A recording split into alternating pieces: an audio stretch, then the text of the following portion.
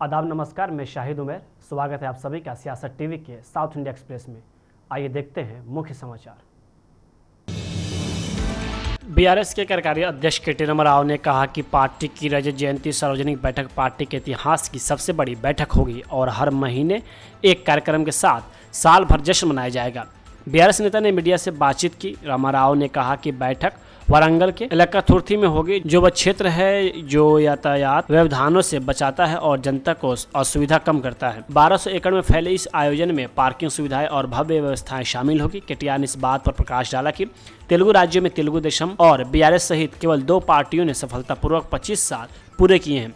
उन्होंने कहा, यही कारण है कि हम पूरे साल अपनी रजत जयंती मना रहे हैं। केटीआर ने अनुमोदन का अनुरोध करने के लिए व्यक्तिगत रूप से पुलिस महानिदेशक से मुलाकात की। पार्टी ने आरटीसी से 3000 बसों का भी अनुरोध किया, जो सैद्धांतिक रूप से सहमत हो गई है।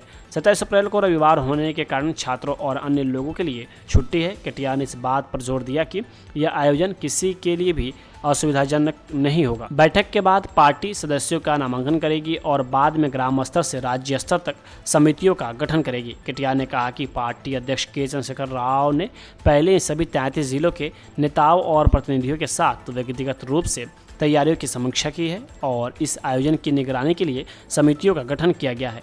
केटीआर ने कहा, यह हमारी पार्टी के इतिहास में सबसे बड़ी सभाओं में से एक होगी, जो पहले हुई वारंगल की विशाल बैठक के समान होगी।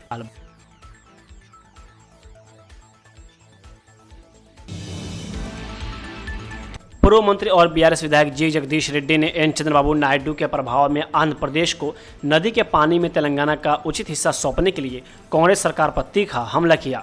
उन्होंने कहा कि चंद्रबाबू नायडू अप्रत्यक्ष रूप से तेलंगाना पर शासन कर रहे हैं और राज्य के मामलों को नियंत्रित कर रहे हैं, जबकि ए रेवंत रेड्डी और उनके मंत्री बढ़ते पेयजल संकट को संबोधित करने के बजाय राज्य को लूटने और अपनी विफलताओं को कवर करने में व्यस्त थे। तेलंगाना भवन में एक संवाददाता सम्मेलन को संबोधित करते हुए जगदीश रेड्डी ने कहा कि हाल ही में नागार्जुन सागर परियोजना में मुलुगु जिला इकाई से विशाखापट्टनम की इकाई के साथ सीआरपीएफ बटालियन के प्रतिस्थापन के प्रभावी रूप से प्रमुख परियोजना का नियंत्रण आंध्र प्रदेश को सौंप दिया गया है। उन्होंने याद दिलाया कि पूर्व मुख्यमंत्री के चंद्रशेखर राव के शासन के दौरान सीआरपीएफ बलों को कभी भी सिंचाई परियोजनाओं का नियंत्रण लेने की अनुमति नहीं दी गई थी। नागार्जुन सागर परियोजना में 2023 की यथास्थिति बहाल करने की मांग करते हुए उन्होंने फैसले को वापस नहीं लेने पर व्यापक किसान आंदोलन की चेतावनी दी। उन्होंने कहा, जब तक कांग्रेस सरकार तत्काल कदम नहीं उठाती, हैदराबाद को पेयजल संकट का सामना करना पड़ सकता है।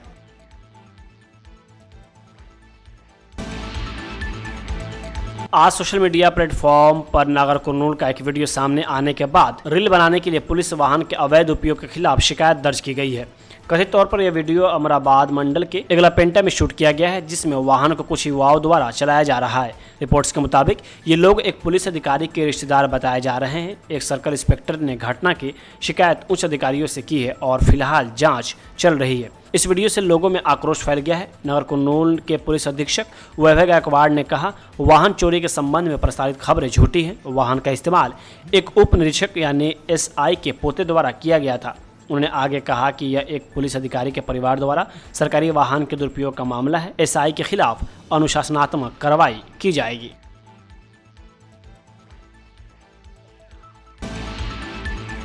हैदराबाद पुलिस ने 6 अप्रैल को शहर में आयोजित रामनवमी शोभा यात्रा जुलूस के दौरान डीजे के इस्तेमाल को लेकर भाजपा विधायक टी राजा सिंह के खिलाफ मामला दर्ज किया है। विधायक के अलावा 2 अन्य लोगों के खिलाफ मामला दर्ज किया गया है। आवश्यक अनुमति प्राप्त किए बिना उच्च मात्रा में डीजे सिस्टम तैनात करने के लिए मंगलहाट पुलिस ने राजा सिंह के खिलाफ कानूनी कार्रवाई की। इसके अतिरिक्त विधायक और अन्य प्रतिभागियों ने कथित तौर पर जुलूस के दौरान ऑन ड्यूटी पुलिस अधिकारियों के खिलाफ असंसदीय शब्दों का इस्तेमाल किया। घटना के संबंध में विधायक के साथ साथ भाजपा के पूर्व मंत्री आनंद सिंह और भाजपा के सांसद उम्मीदवार भगवंत राव पर भी मामला दर्ज किया गया है। अधिकारियों ने कहा कि आयोजक ठोस नियमों का पालन करने में विफल रहे, जिसके परिणाम स्वरूप सार्वजनिक अशांति हुई और नागरिक दिशा निर्देशों का उल्लंघन हुआ। आगे की जाँच चल रही है।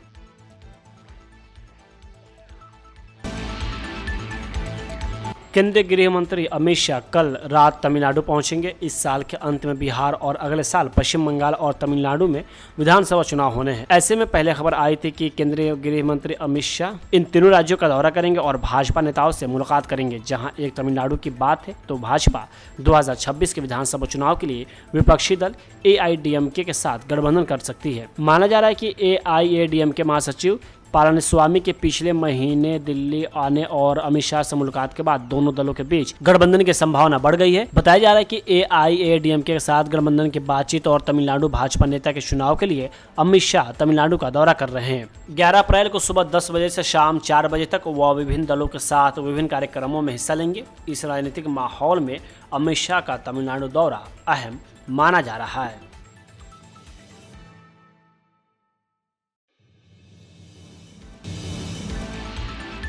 कर्नाटक के गृह मंत्री जी परमेश्वर ने आज कहा कि सरकार ऑनलाइन सट्टेबाजी और जुए को विनियमित करने के लिए राज्य में एक नया कानून लागू करेगी। उन्होंने संवाददाताओं से बात करते हुए कहा कि वरिष्ठ अधिकारियों और उद्योग प्रतिनिधियों की एक समिति बनाई गई है और प्रस्तावित विधेयक का मसौदा प्रस्तुत करने के लिए 1 महीने का समय दिया गया है। कल मैंने ऑनलाइन सट्टेबाजी और जुए के संबंध में IT मंत्री के साथ एक बैठक की अध्यक्षता की। उद्योग प्रतिनिधियों को बुलाया गया था। अब तक इन्हें विनियमित करने के लिए कोई कानून नहीं है, इसलिए वे कानून के अनुसार लाइसेंसिंग प्रणाली और विनियम शुरू करने पर सहमत हुए हैं। उन्होंने आगे कहा कि एक बार मसौदा प्रस्तुत हो जाने के बाद हम नया कानून लागू करेंगे। सूचना प्रौद्योगिकी और जैव प्रौद्योगिकी मंत्री प्रियांक खड़गे ने पिछले महीने कहा था कि सरकार वास्तविक धन वाले गेमिंग सहित सभी ऑनलाइन गेमिंग को कानून के तहत लाने पर विचार कर रही है।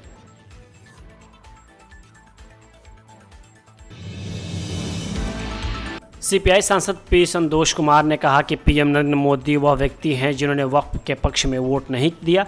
यह कुछ राजनीतिक है। 1995 वक्फ अधिनियम में किए गए हालिया बदलाव असंवैधानिक है और यह अब भारत के सर्वोच्च न्यायालय के विचाराधीन है। सरकार इसे लागू करने की जल्दी में है। हम अपनी लड़ाई जारी रखेंगे। वक्फ समाज को विभाजित करने का एक हथियार बन गया है और यह स्पष्ट है कि अब वे ईसाई धर्म से संबंधित संपत्तियों पर कब्जा करने जा रहे हैं।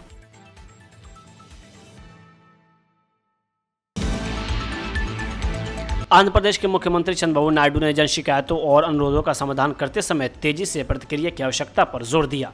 उन्होंने अधिकारियों से कहा कि वे आवेदकों को उनकी शिकायतों की स्थिति के बारे में सूचित रखें। उन्होंने इस उद्देश्य के लिए AI जैसे आधुनिक तकनीक का उपयोग करने का सुझाव दिया। चंद्रबाबू नायडू ने कहा कि जिन लोगों की याचिकाओं का समाधान हो सकता है उनका समाधान निर्धारित समय के भीतर किया जाना चाहिए। इसी तरह जिन शिकायतों का समाधान नहीं हो सकता है उनके संबंध में अधिकारियों को याचिकाकर्ताओं को सभी विवरण देना चाहिए कि शिकायतों का समाधान क्यों नहीं हो रहा है। शिकायत निवारण पर राज्य सचिवालयों में समीक्षा बैठक की अध्यक्षता करते हुए CM ने अधिकारियों को कई सुझाव दिए। उन्होंने अधिकारियों से आधार नंबर और आधार से जुड़े मोबाइल नंबर एकत्रित करने को कहा ताकि फर्जी शिकायतों को खत्म किया जा सके। उन्होंने कहा कि अगर कोई एक ही मुद्दे पर बार बार शिकायत करने की कोशिश करता है जिससे सरकारी मशीनरी को गुमराह किया जा सके और सिस्टम का दुरुपयोग किया जा सके तो ऐसे व्यक्तियों का विवरण एकत्रित किया जाना चाहिए और इस बात की जांच की जानी चाहिए कि ऐसे व्यक्ति के खिलाफ शिकायत दर्ज की जानी चाहिए या नहीं। चंद्रबाबू नायडू ने जिला कलेक्टरों से कहा कि यदि कोई उन्हें सीधे ऐसे कोई शिकायत प्राप्त होती है तो वे संबंधित याचिकाकर्ताओं से संपर्क करें।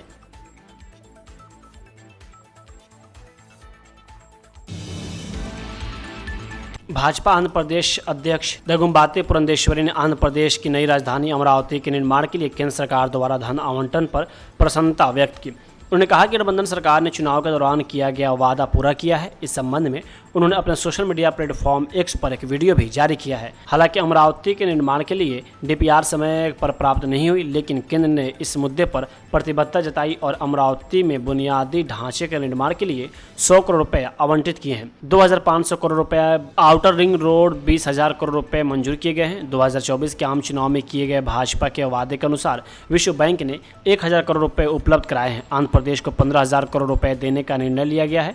रुपए प्रदान करने के लिए एक समझौता किया गया था। हुडको के माध्यम से आंध्र प्रदेश को 11,000 करोड़ रुपए दिए जाएंगे। इनमें 1,400 करोड़ रुपए का हिस्सा शामिल है। केंद्र सरकार 25 लाख करोड़ रुपए की राशि जुटाएगी।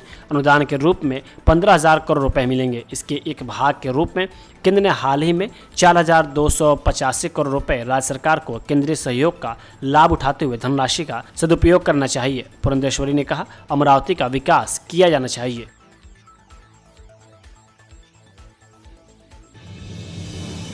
गुजरात में कांग्रेस के 2 दिवसीय अधिवेशन में आज पार्टी के राष्ट्रीय अध्यक्ष मल्लिकार्जुन खड़गे ने केंद्र की मोदी सरकार पर जोरदार निशाना साधा।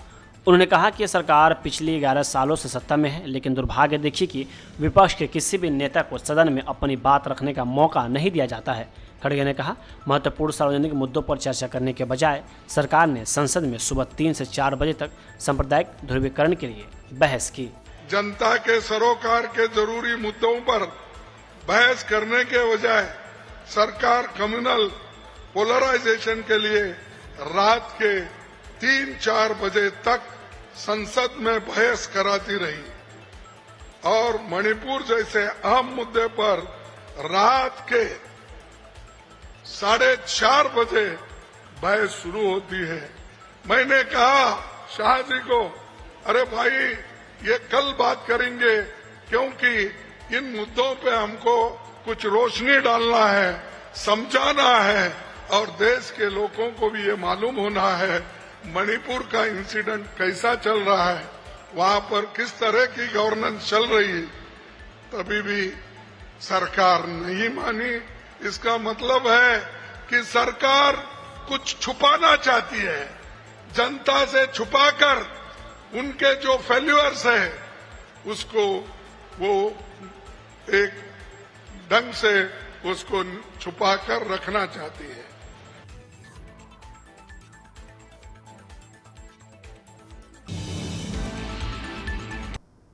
साउथ इंडिया एक्सप्रेस यहीं होता है समाप्त। मुझे दे अब इजाजत। बाकी खबरों के लिए बने रहें सियासत टीवी के साथ।